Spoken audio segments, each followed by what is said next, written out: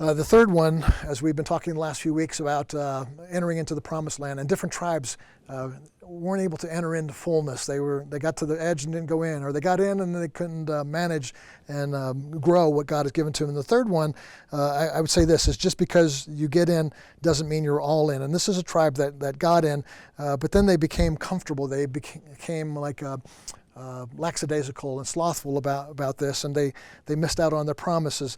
They got in, and what they found out is there was a certain part of the land that still had an enemy in it, and it says there were these huge trees, and they couldn't find their way through the forest. And Joshua says to them, well, then go out and cut down the forest, work at this thing. Here's what I'm saying to you. God has given you a promise, great and precious promises, the potential, the future that he has for you. But sometimes there's obstacles in the way, and sometimes there's enemies that come against you. And God doesn't just say, like, oh, I feel so sorry for you. I'm gonna take care of your enemies, and I'm gonna cut the trees down for you. He says, no, you have to fight those enemies. You have to go and take the axe to those trees.